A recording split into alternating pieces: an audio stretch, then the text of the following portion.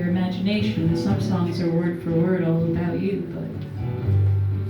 And I kind of lost my shit a little bit during those years when I was putting that record out, and I wasn't very well. I think it was because for so long, most of my life playing on stage, I had this person on stage with me who would sort of make sure that I was okay.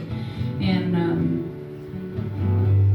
you know, you need someone to like tell you the morning after you do coke. They're like, kind of sucks today, doesn't it? And you're like, yeah, but like, fucking hope you learned your lesson. And Colin was that guy. He was like, see, told you. Sucks. Day after. And the worst thing about sort of this record that I had put out was it really sort of was on the heels of us splitting up, and so I felt kind of like I was betraying him a lot because I was the one with the microphone and songs singing about us having split up, when really, you know, breaking up with someone sucks no matter what, and doing it what felt like on stage every night was not ideal. And so I quit music and opened up a little coffee shop called Quitters Coffee. Oh yeah. Clean those fucking toilets, let me tell you. What? Yeah, you have to do that. You own a coffee shop, you gotta clean the fucking bathrooms. Thank you. You're welcome. And then when I found myself in Nashville with a young woman who's just starting out, her name's Maren Morris. She invited me to come to Nashville to work on a song. I guess, you know, she grew up listening to my records because I'm fucking old, apparently. And I left those 2 days of sort of hanging out with her and another guy named Ian Fitchuk.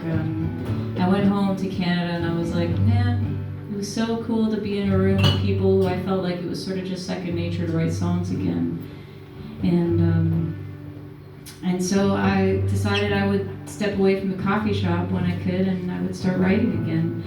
And this was the first real song that kind of came out of me, which felt like exactly all the things I wanted to say when I wasn't great, except I knew that, you know, in retrospect, I had to not be great for a while to figure out how to be really good.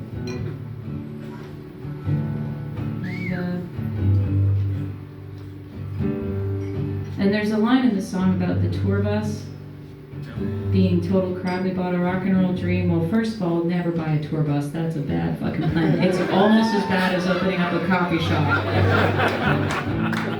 But, you know, the dream was like one day, like this tour bus showed up at a gig and it was like, from now on, you're in the tour bus. I was like, oh my God, we've made it. And they're like, we got you the Star Coach. And the Star Coach was like this tour bus where the bed's in the back, which also happens to be the location of the engine of the tour bus. And I can tell you, it fucking sucks.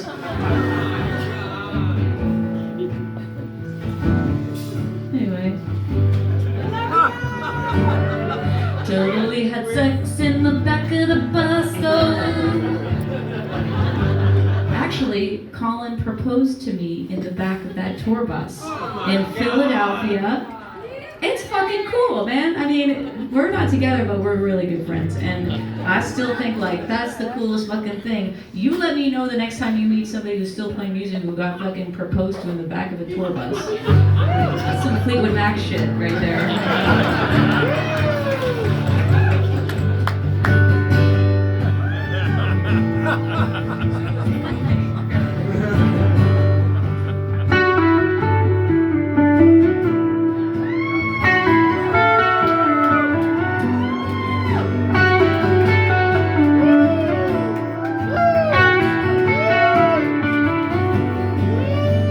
When I go walking in my neighborhood, I wonder how I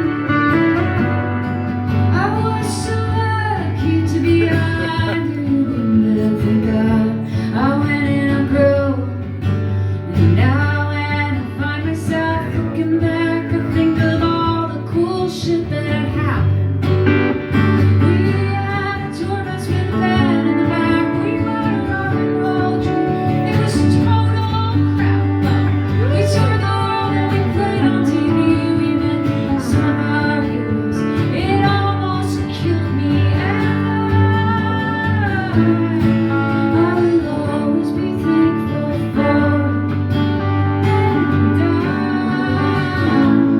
And I will always be thankful for it.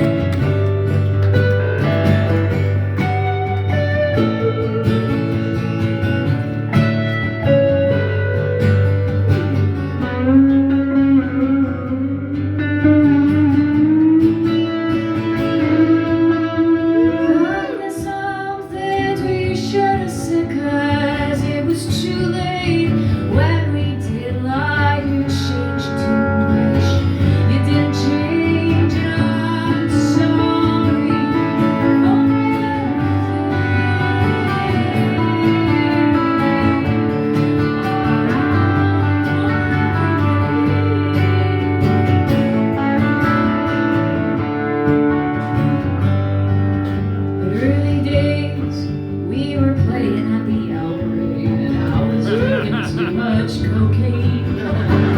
You always knew how to set me straight, even though I didn't want to keep it. I will always be thankful for it. And I will always be thankful for it.